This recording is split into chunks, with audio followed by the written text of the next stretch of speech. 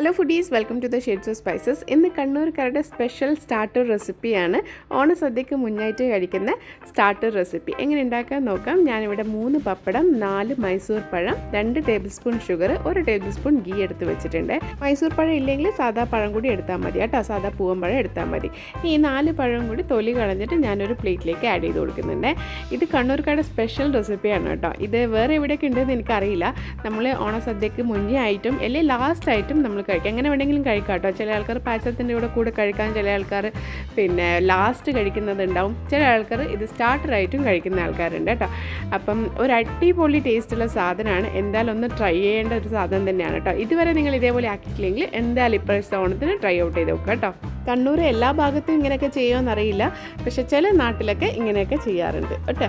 അപ്പോൾ ഇത് നല്ലോണം പഴം നല്ലോണം ഉടച്ചു കൊടുക്കുക. എന്നിട്ട് നല്ലോണം ഒന്ന് ഉടച്ചു കൊടുത്തതിന് ശേഷം ഇത് ലെയർ ആയിട്ടാണ് നമ്മൾ ഇടുന്നത്. അപ്പോൾ ഇത് നല്ലോണം ഉടച്ചു കൊടുത്തിട്ടുണ്ട്. ഇനി ഇതിൻ്റെ മേലെ പഞ്ചസാര ആഡ് ചെയ്ത് കൊടുക്കുക കേട്ടോ. അപ്പോൾ ലെയർ ആയിട്ടാണ് ആഡ് ചെയ്ത് കൊടുക്കുന്നത്. അപ്പോൾ ആദ്യം പഞ്ചസാര ആഡ് ചെയ്ത് കൊടുക്കാം. ഞാൻ 2 ടേബിൾ സ്പൂണാണ് എടുത്തത്. അപ്പോൾ 2 ടേബിൾ സ്പൂൺ പഞ്ചസാര എല്ലായിടത്തും എത്തുന്ന പോലെ ആഡ് ചെയ്ത് കൊടുക്കുക കേട്ടോ. ഇനി അതിൻ്റെ മേലെ നെയ്യ് ആഡ് ചെയ്ത് കൊടുക്കാം. നെയ്യും ഇതേപോലെ എല്ലായിടും എത്തുന്ന പോലെ തന്നെ നെയ്യും ആഡ് ചെയ്ത് കൊടുക്കുക കേട്ടോ. ഇനി അതിൻ്റെ മേലെ നമ്മൾ പപ്പടം ആഡ് ചെയ്ത് കൊടുക്കുക. പപ്പടം ഞാനിവിടെ 3 പപ്പടമാണ് എടുത്തിട്ടുള്ളത്. അപ്പോൾ 2 വേണമെങ്കിൽ 2 മതിയാവും, പക്ഷേ ഞാനിവിടെ 3. അപ്പോൾ പപ്പടം കൂടുമ്പോഴാണ് അതിൻ്റെ ഒരു ടേസ്റ്റും ആ ക്രഞ്ചിനെസ്സൊക്കെ കിട്ടും കേട്ടോ. അപ്പോൾ പപ്പടം പൊടിച്ചിട്ട് ആഡ് ചെയ്ത് കൊടുക്കുക.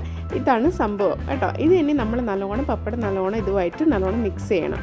അപ്പോൾ നല്ലോണം ഇങ്ങനെ കൈ വെച്ചിട്ട് പപ്പടം പൊടിച്ചു കൊടുക്കുക. അപ്പോൾ ഇതിൻ്റെ പുളിയും മധുരവും നെയ്യിൻ്റെ ആ ടേസ്റ്റും ഈ ക്രഞ്ചിനെസ്സും ഒന്നും പറയണ്ട, ഒരു അടിപൊളി സാധനമാണ്. എന്തായാലും ഒന്ന് ട്രൈ ഔട്ട് ചെയ്ത് വെക്കണം കേട്ടോ. ഇപ്രാവശ്യം ഓണസദ്യ കഴിക്കുന്നതിന് മുന്നേ സ്റ്റാർട്ടറായിട്ട് ഇതേപോലെ ഒന്ന് ട്രൈ ഔട്ട് ചെയ്ത് നോക്കുക കേട്ടോ. ചില ആൾക്കാർ ഇത് ലാസ്റ്റ് കഴിക്കുന്ന ആൾക്കാരുണ്ട്, ചില ആൾക്കാർ ഇത് സ്റ്റാർട്ടിങ്ങിൽ കഴിക്കുന്ന ആൾക്കാരുണ്ട് കേട്ടോ.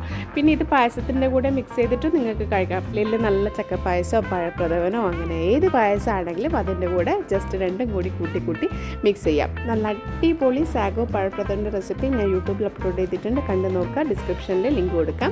അതേപോലെ തന്നെ ചക്കപ്പായസവും അപ്ലോഡ് ചെയ്തിട്ടുണ്ട്, ക്യാരറ്റ് പായസവും അപ്ലോഡ് ചെയ്തിട്ടുണ്ട്. അപ്പോൾ അതെല്ലാം നിങ്ങൾ കണ്ടു നോക്കുക, ട്രൈ ഔട്ട് ചെയ്ത് നോക്കുക. അതേപോലെ ഇഷ്ടമായിട്ടുണ്ടെങ്കിൽ സബ്സ്ക്രൈബ് ചെയ്തിട്ട് സപ്പോർട്ട് ചെയ്യും. ഓരോ ആൾക്കാർ ഇഷ്ടമല്ല, എങ്ങനെ കഴിക്കണം, ആദ്യം കഴിക്കാം, അവസാനം കഴിക്കാം, പായസത്തിൻ്റെ കൂടെ കഴിക്കാം, എങ്ങനെ രീതിയിലും നിങ്ങൾക്ക് കഴിക്കാം കേട്ടോ. അപ്പോൾ വീഡിയോ ആദ്യമായിട്ട് കാണുന്നവർ ചാനൽ വിസിറ്റ് ചെയ്യാൻ മറക്കരുത്. അടിപൊളി വെറൈറ്റി റെസിപ്പീസിന് വേണ്ടിയിട്ട് ചാനൽ സബ്സ്ക്രൈബ് ചെയ്യുക. അതേപോലെ ഇൻസ്റ്റയിൽ ഫോളോ ചെയ്തിട്ട് സപ്പോർട്ട് ചെയ്യുക. അടിപൊളി റെസിപ്പി ആയിട്ട് കാണാം. Okay, bye. Cook with love.